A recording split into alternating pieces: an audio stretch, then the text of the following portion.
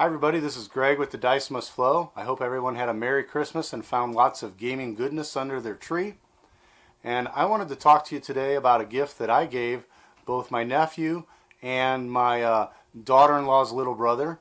And that is the Warhammer 40k First Strike starter set. Now, like I said, I gave this to them, and they've been over at the house several times and always see all the models and the terrain and everything, and they seem to show interest in that it was cool and everything. One of them showed more interest in painting than actually the game, but went ahead and decided to try and get the starter game instead of just the starter painting set, because this way they could actually play with friends and hopefully get them more interested. And so we opened it up yesterday, started working on it with them, and I wanted to share my thoughts on it with you guys. And so let's go ahead and take a look. Okay everybody, so as I mentioned in the preview, I picked up the Warhammer 40k First Strike set for my nephew and also for my daughter-in-law's little brother. And both of them are in 7th grade, and they both love Halo, and then whenever they come over they kind of look at all my miniatures and say that's cool and everything. So I thought that this would be a good set to introduce them and bring them into the game. I personally don't play 40k, I play more Age of Sigmar, but in talking to people, 40k seemed to be more the thing that maybe the younger kids are playing, and with them more liking the shooter Halo style games, thought that this might be a better fit. So we opened it and did a little bit of work on it, but I'm going to go ahead and show you what comes with it.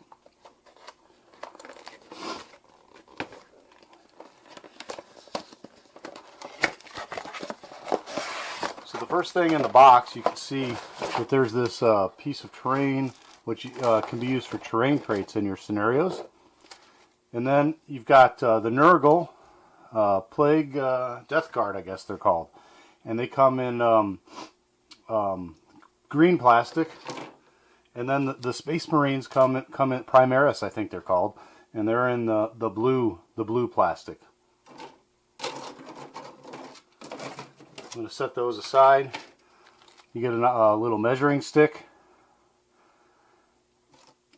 a map, which we didn't open yet, but this is going to be the map for playing on the 40k.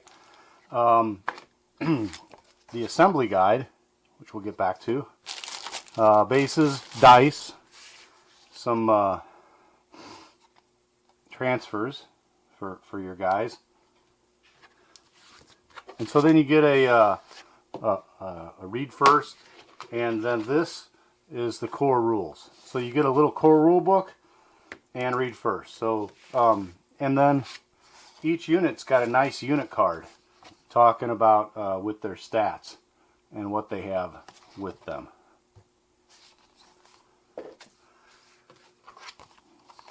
So these are the Poxwalkers and Plague Marines. So in the read this first, they talk about collecting, building, painting, playing, and the Warhammer 40k universe. And they talk about, so this is really just giving the background of what is the Death Guard, what are the Imperial Knights. And then they have a little bit about want to play bigger battles and how to paint the Ultramarines. And then these have missions in them. So, and then this is the 40k core rules, which I think is just the normal 8-page rules that you get, which goes through the different phases: movement phase, psychic phase, shooting phase, more shooting, the charge phase, the fight phase, and then the morale phase. So I guess in Sigmar that's really movement, spells, shooting, and then the melee phase, and then morale. And so I'm not going to get into the rules right now, but I thought, looking at what we get here, you get 15 miniatures, 6 of the Space Marines, and 9 of the Plague Marines. And these guys, so in this set is retail $40.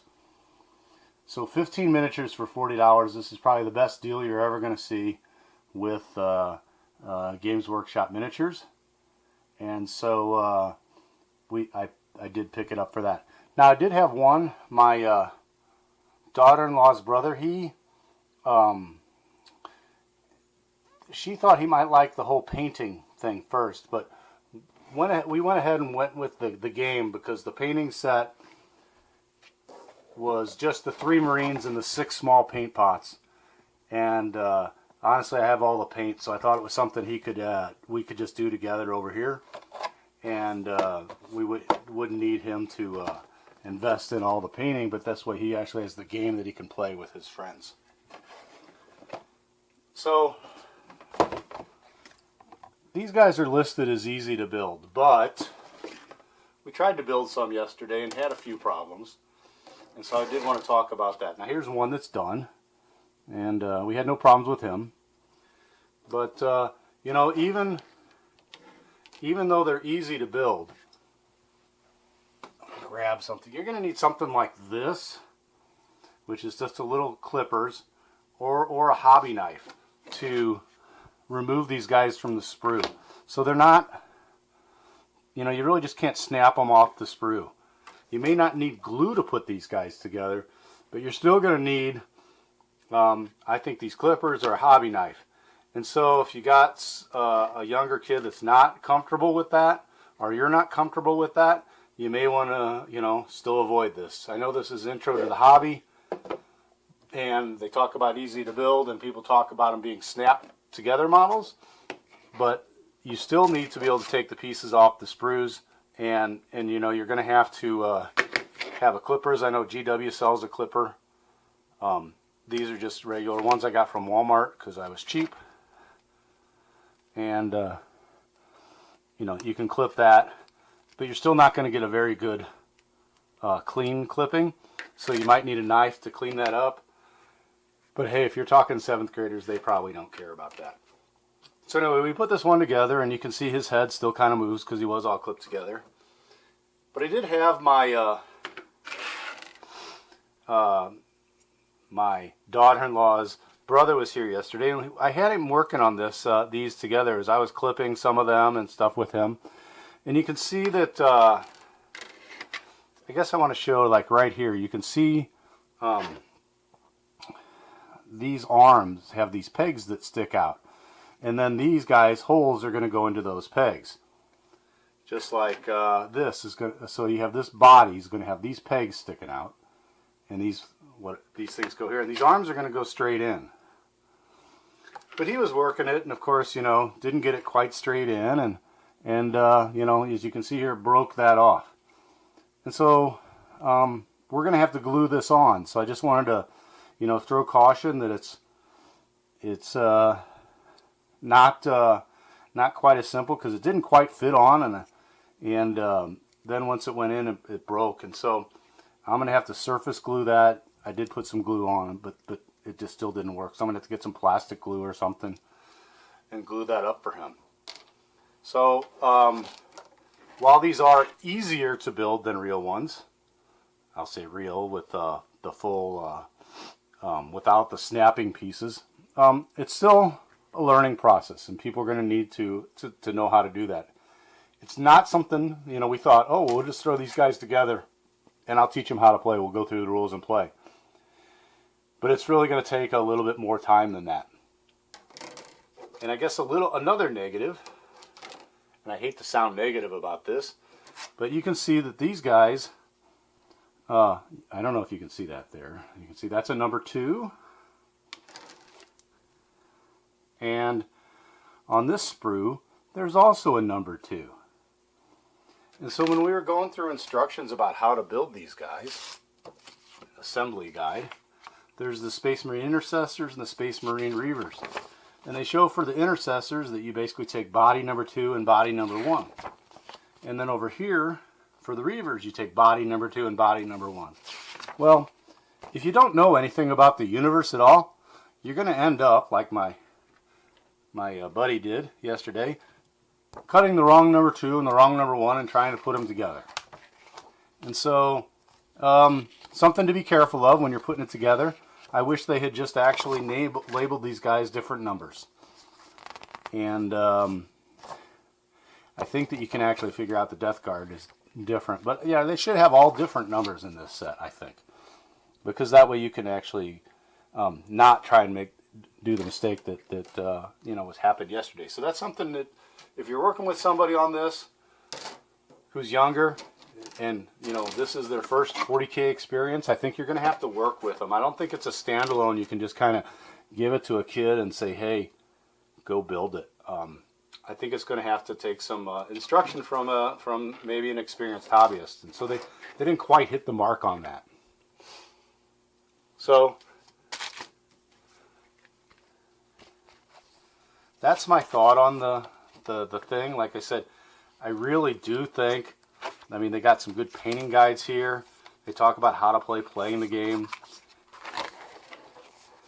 And then I really like this, that they had some sort of first scenario, and they talk about how to set up.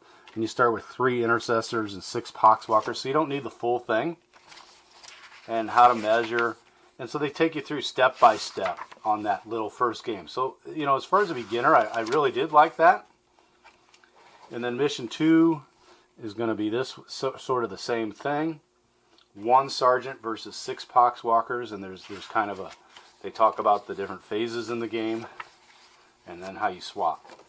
So I think the scenarios are pretty good, with a small introduction scenario. And I know that Age of Sigmar has a sort of the same equivalent set, and I did hear that set actually has a little bit better scenarios in it. So then, like I said, here's the core rules that we go through, and I don't want to go through how the core rules of the game work. First of all, I'm not totally sure because as I said, I don't play it. But you can see, I really do like this, and I wish that they would make these guys available, cards like this available for all their units in the game. Because it's just so convenient to be able to have these guys right in front of you. And I know that there's the app for Age of Sigmar and stuff. But you can see that these guys, they have their movement stat, their weapon skill, the ballistic skill, strength and toughness. I think that's wounds. Leadership and save. And so, yeah, I'm pretty impressed with the quality and the amount of stuff that you get for your $40 in this set. And like, this actually is a piece of terrain that you can see that's going to be like a cargo containers.